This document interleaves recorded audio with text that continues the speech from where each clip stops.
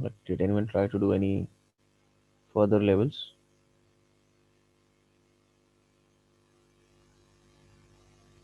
No.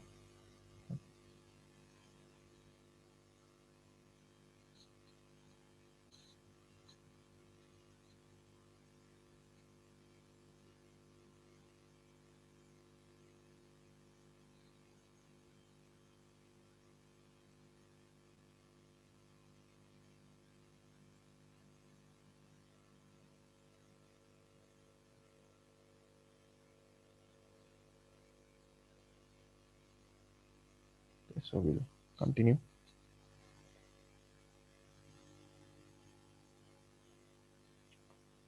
Done level 4. So we were able to figure out the password for level 5 then.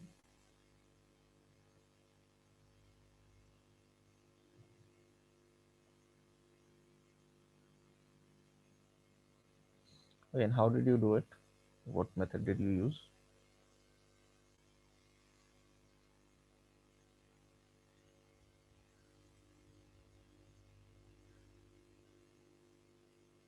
No.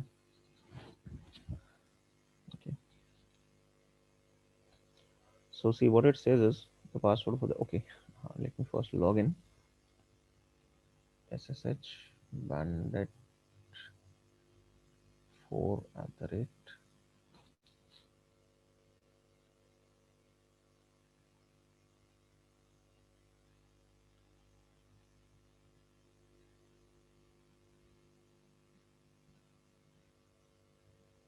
Okay, now for the password. Okay, so it says the password for the next level is stored in the only human readable file in the in here directory. Now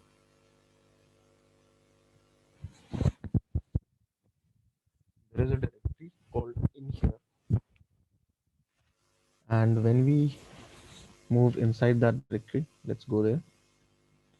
Now if I check, there are 10 files here. So we know that the password is within one of these files, but we don't know which file exactly. So it says that the password is stored in the only human readable file. Okay.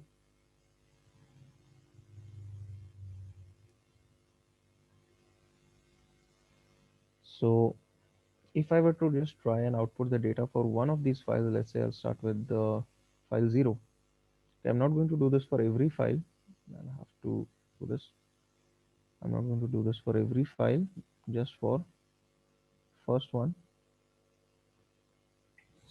Okay, and it contains some data, but this is not in a human readable format. Now, I'm not going to output every file and see where the password is. What I'm going to do is, there is a command known as file. Okay, in Linux, there's a command known as file, and the name is also mentioned here. Let's say I run this command for the first file.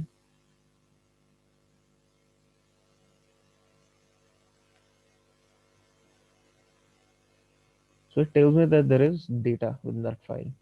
Okay. Now I can use this file command to check all the files here, and I'll be able to figure out from this output which is the desired file.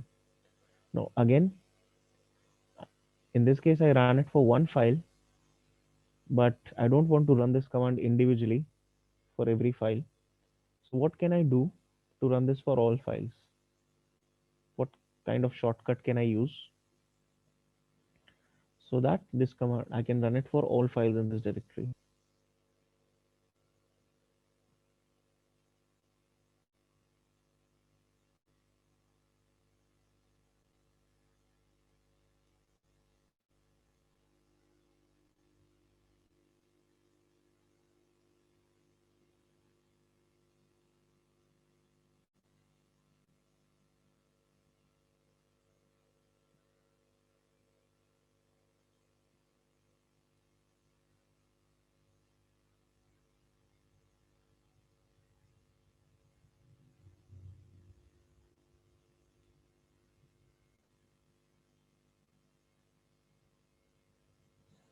Anyone? No. There is a concept of wildcards in Linux, not just in Linux actually. If I just said file asterisk, okay, it won't work in this case because there is no direct file name. All the files are starting with hyphen. But if I use hyphen and an asterisk, that means it's going to include all the files which start with hyphen. After hyphen, any character that appears, any file name that appears which starts with hyphen, and it after that anything could be there, so that will be included. It would also work if I were to write file then an asterisk, or file 0 and then an asterisk, but it won't work if I write the complete name of one file then an asterisk. That is not going to work. So this asterisk denotes that in this place any character could be present and that would be counted as valid for this command. So if I were to write this, it would mean that I'm trying to run this command for the file whose name begins with hyphen file 0, and after this file 0 any character could be present that would be counted as valid for this command. So in this case we have after file 0 there's a range of values from 0 to 9, so all of these would be included. So, sir, like it is necessary to put the character before an asterisk. Like, can't we do that dot slash and asterisk without putting the hyphen? Dot slash asterisk, okay, we can try that. Okay, that is also going to work. Okay, okay, okay, sir. Even this will work and this will work as well. Again, if I just wrote dot slash asterisk in the first command that I ran, that would be more confusing if you're not familiar with using wildcards. That's why I didn't directly use it. But of course, that is very much valid, just like the other ones, and it is going to work as well.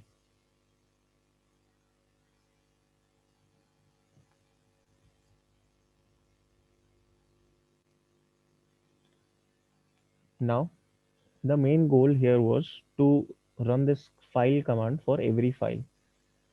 That is for every file in this directory. So we've done that. And which file contains the password? File 707. File 07.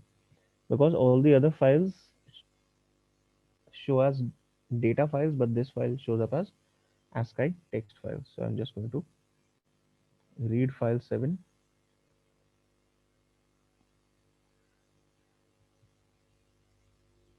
This is my password. And okay, log into the next level now.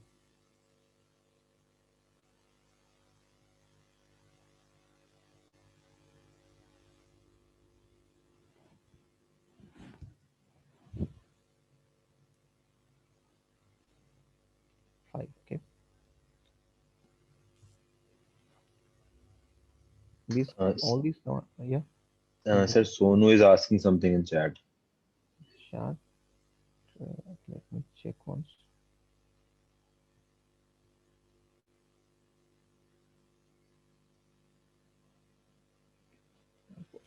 You can go directly if you have the password for that level already. Like the website doesn't require you to log into each level like in succession. So if, for example, you solved level 5 previously and you have the password for level 5, you can directly log into that. I logged in directly because I have the passwords written. When I first solved it, I wrote all the passwords.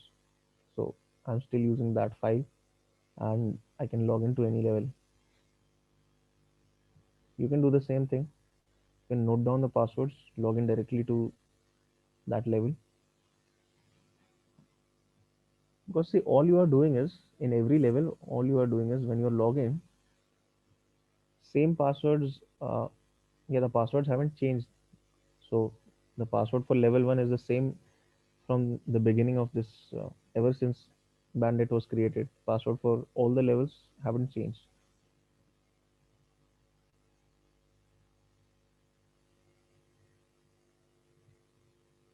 So if you have the password for a particular level, of course you can log in, because see, it's not like the website requires you, or the this war game requires you to log in successfully to each level. It's not like you'll have to get to level 20 by logging to all the levels first, because what you are doing is we are simply logging in through SSH. These are all different user accounts on the system. Bandit 1, 2, 3, 4, 5, all are different accounts. So you're just logging in through a different account. If you have the password, like if you have solved till level 10, one day if you solve till level 10, then the next day you don't have to start from level 1 and solve all the levels again. Just note down the password for level 10 and use that to log in the next time you access it. That's all. Okay.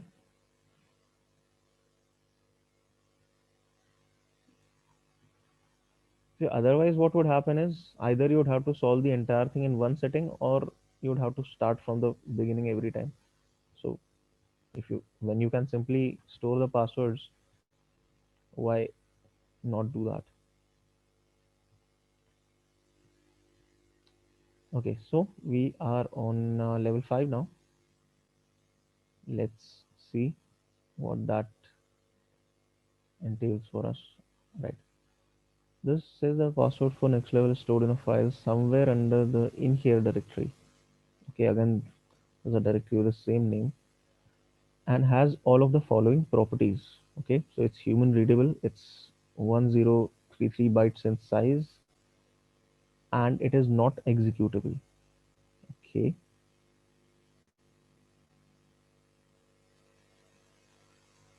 so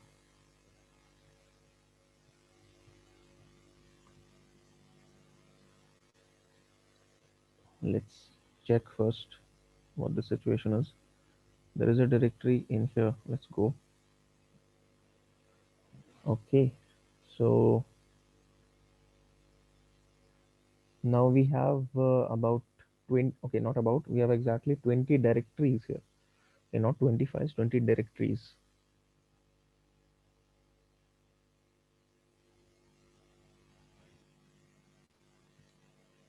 So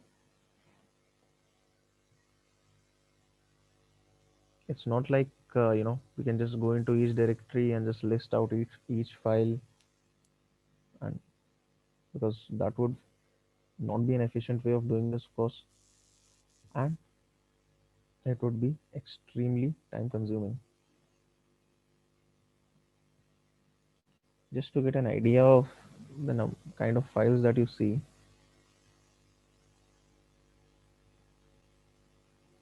Okay, so this is a list of all the files. So there's like five, six files in every directory, and there are 20 directories. So you have 120 files. You're not going to manually sit through each file and open it and see what the data is. So what can we do in this case?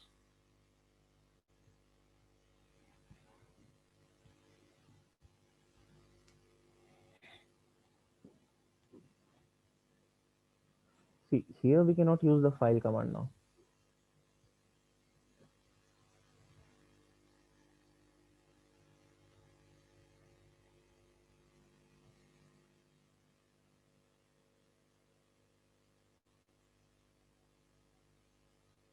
And because if you use the file command now, what would happen is, again, you would have to sit through 120 different lines of output from the file command itself. So even that is not what we desire here.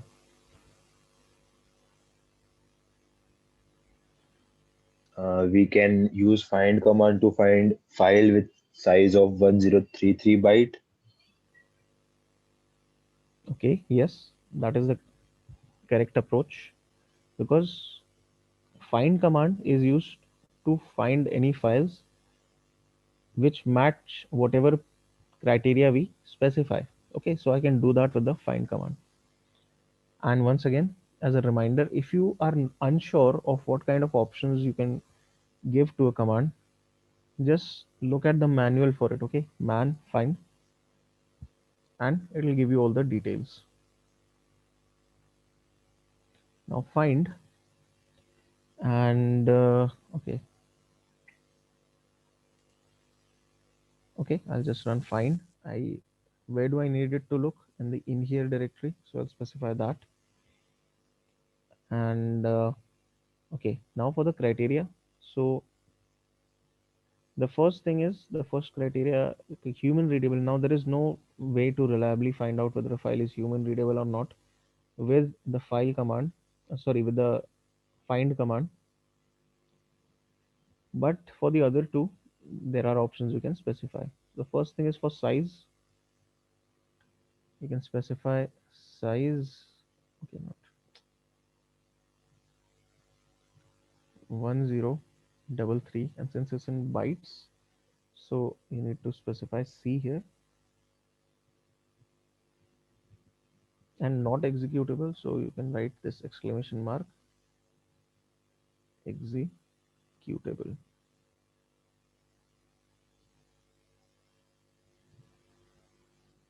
Okay.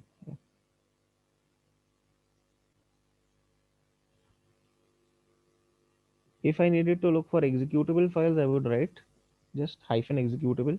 But since I want my file to not be executable, so I'm writing this exclamation mark, which signifies not executable. If I were to write executable here, I would not get any results.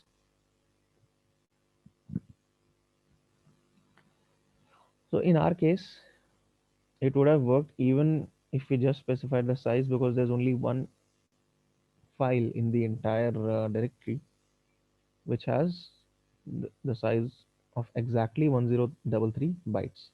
So there's just one file like that. But for the executable as well, I'm just showing you how to specify that. And all of this information, the size command, the suffix to add at the end of the number, the hyphen executable portion, all of that is available in the manual for the command. So if you are unsure ever about any command, just look at the manual and you'll get all the details.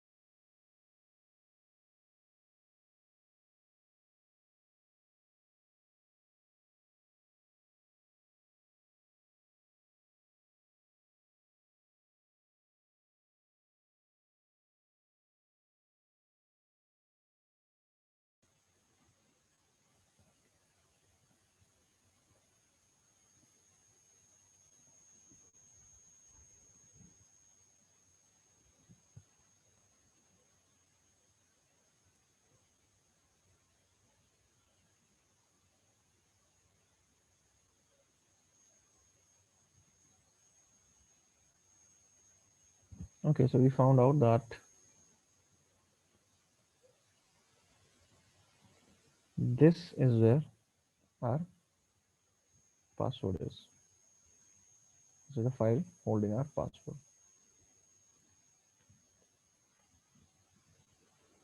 So this is the required password for next one.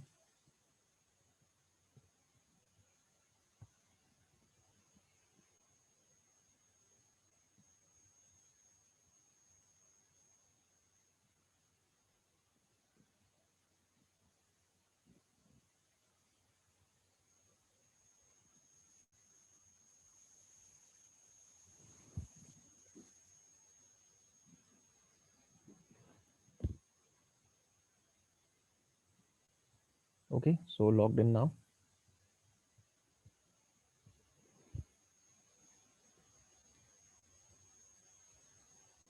Now it says for the next one, it's stored somewhere on the server and has all of the following properties. It's owned by user Bandit 7, owned by group Bandit 6, and it's 33 bytes in size. So what command will I use here? Find command. Find again.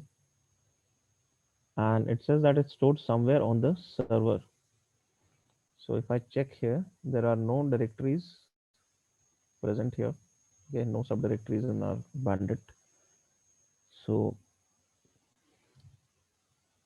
for the find command, the first parameter that we specify is always where to look for. I'm going to specify this, which is the main directory, so that it looks on the entire system,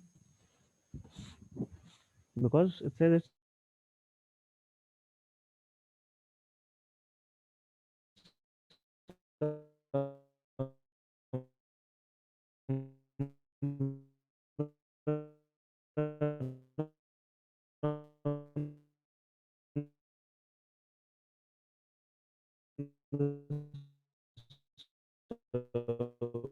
we don't know where it is.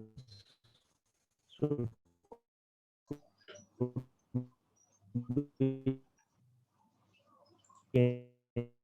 anywhere.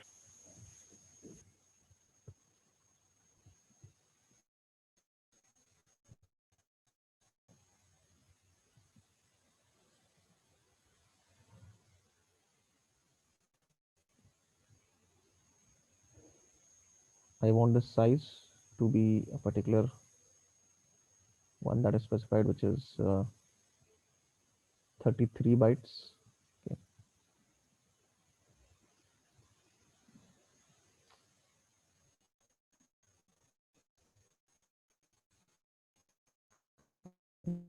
Connection is a little slow here.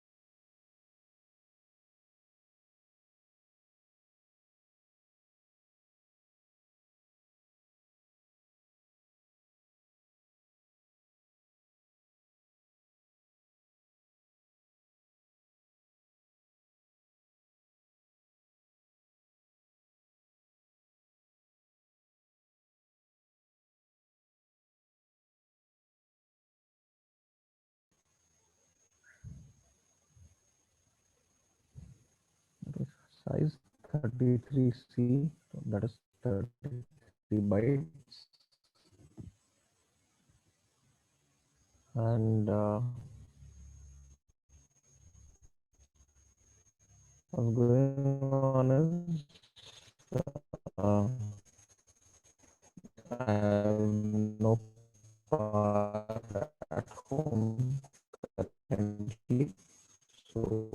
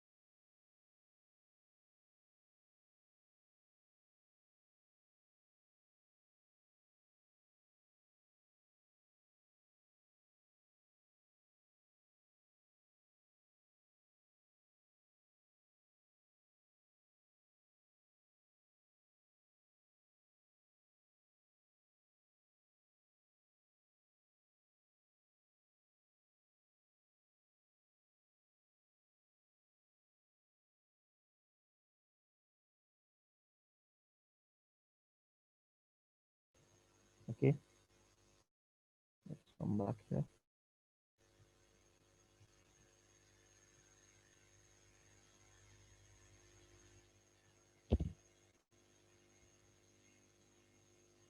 Now we were working using the find command. Find. I want to search the entire server. So the main directory size is 33 bytes,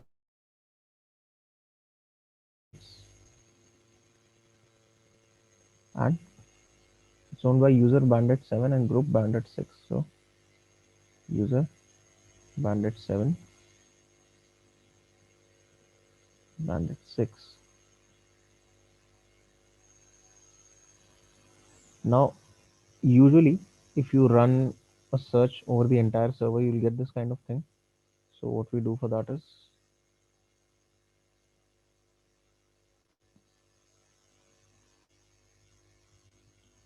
and we found our password file.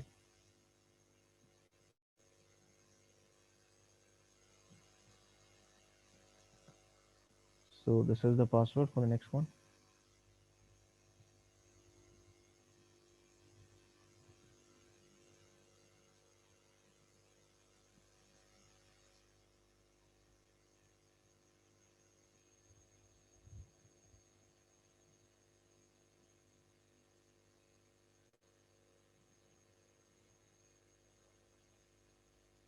Okay, so here it says that the password for the next level is stored in a file data.txt next to the word millionth.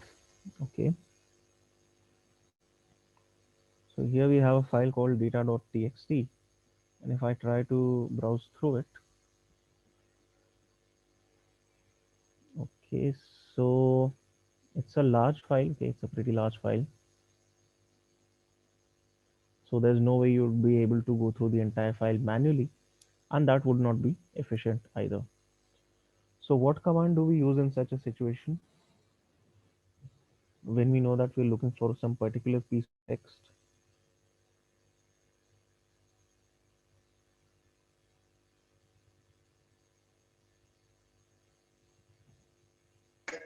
Yeah, we can use that command grep, grep. We can use grep. So the way to do that is cat data.txt, or you could simply, so there are two ways of doing this. Okay, Either you can say grep and millionth in data.txt, or you could cat data.txt and pipe it to grep. So there are two ways of doing this, but this is the preferred way. You can use the pipe if you are using multiple commands in a chain and then you have to pipe at the end of it. So grep, this is the word we are looking for. This is the file that we are looking at. So this is the file that we are looking at. This is the word we are looking for. And the output for a grep command will include the entire line wherever your given word is present. So if there are multiple occurrences, it will print multiple lines as the output. So it's said that the password is next to the word millionth. So this is our password for the next one.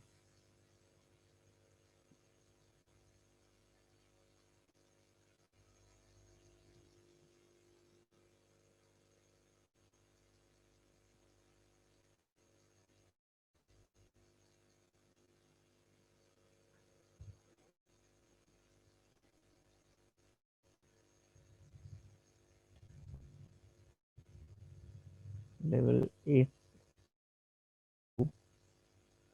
What it says is the password for the next one is stored in data.txt and it is the only line of text that occurs only once. So it's saying that throughout this file, multiple lines are there and those multiple lines are each occurring multiple times. But the line that we want, it is the only line that occurs only once. All the other lines of text are repeated multiple times. So how do we figure out the only line of text like that? Let me just check the file, see what kind of file it is. Okay, so this is the sort of data that's in the file. Manually, if you look at it, there's absolutely no way you will be able to figure out what the password is.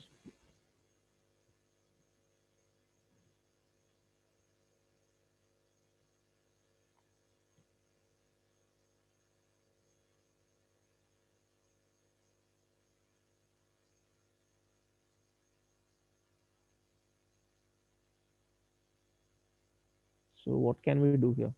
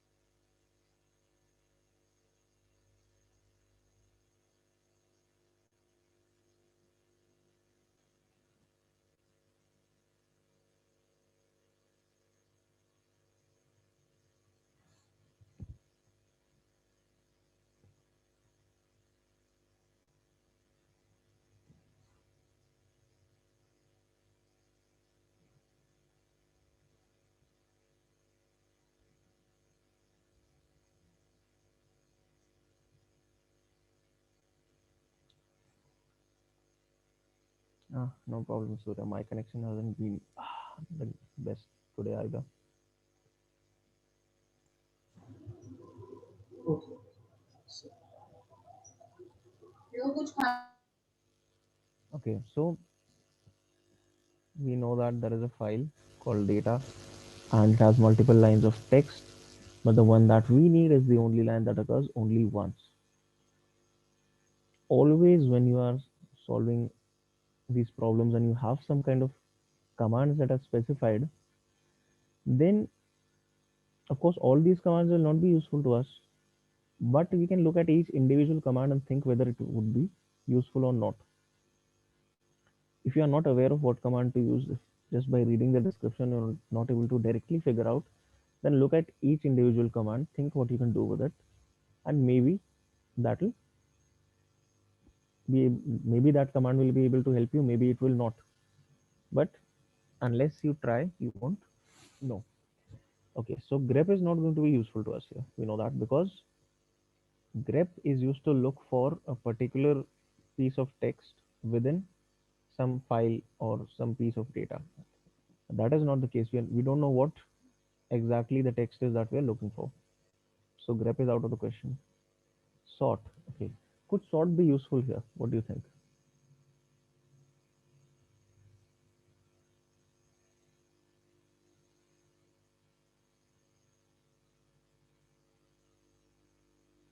Okay, maybe. Okay, let's just keep sort aside for a while. We'll decide on that later.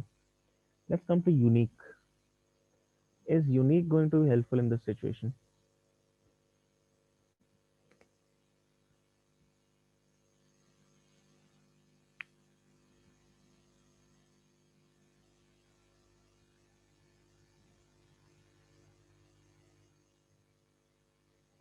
Okay, the answer is yes. Unique is going to be helpful in this situation. And why? Let me show you why. If I come and take a look at the manual for the unique command, then what I'm going to see is there is okay, there are multiple options that can be used with this command. Okay, and I can scroll through this. Look at this one, -u option. If I use this, it says it's only going to print the unique lines, which is exactly what I need, because my problem statement here says that the password is the only line of text that occurs only once. So it is the only unique line. Everything else is repeated multiple times throughout the text. Every other line is repeated, but the password is the only line that is unique. So I can use the unique command. But is the unique command alone going to be enough, or will I have to use something else as well?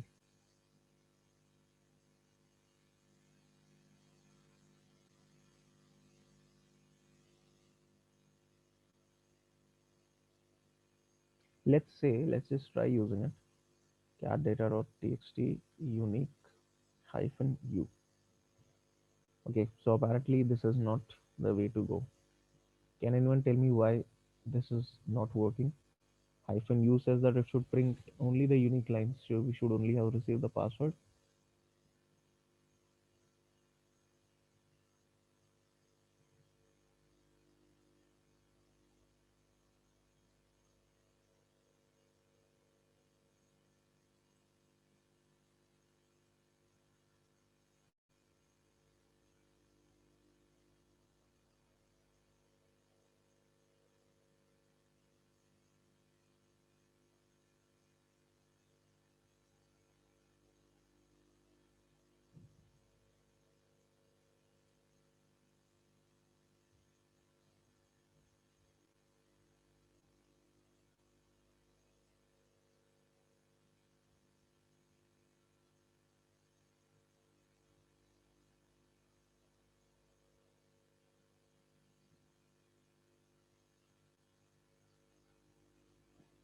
Because, okay,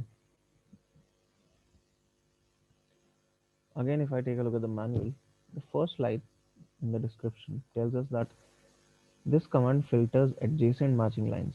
Okay, the keyword here being adjacent. Unless the repeated lines are adjacent to each other, they will not be considered. So if a line is repeated multiple times throughout the whole text, but those repeat occurrences are not adjacent to each other, then the unique command is helpless in that case. So basically, I'll have to just add one more step here. I'll need to use sort along with it.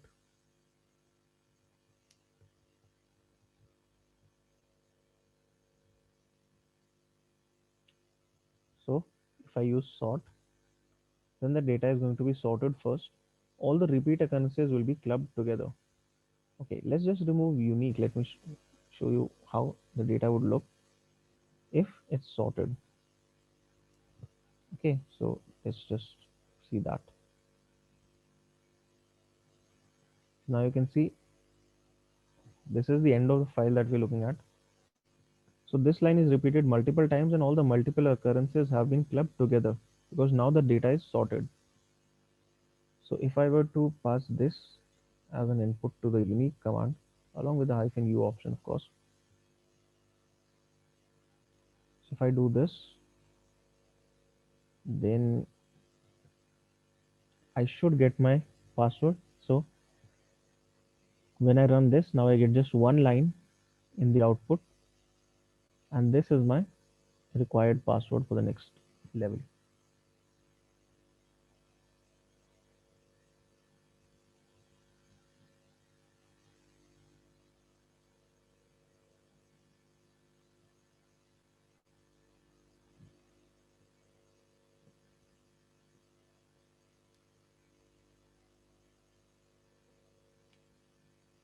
For the next one, it says it's stored in the file data.txt in one of the few human readable strings preceded by several equal to characters. Okay, all right. So it says that in the file data.txt, again, if I try to access it, it's maybe a binary file. Yes. Okay, so this is what the file looks like. It is pretty much gibberish, but it says that it's in one of the few human readable strings. Now, there is a command called strings which helps you figure out, which helps you to see only the human readable parts of a file. So strings data.txt. So it will show you this kind of format, and even here there is a lot of data. But what it also says is that the password is in one of the few human readable strings which is preceded by several equal to characters. So I can just filter out to lines containing equal to characters. So I can pipe this out to the grep command and write, let's say, just write a couple of equal to's, because if there are multiple, there are at least two. So I'm just going with the minimum number of two equal to's with my grep command, and let's see what I get now. All right. So now the password is the, okay, we see the password is the password is, and in the last line we have our required password. Okay, so we used a combination of strings and grep in order to get our hands on the password in this case.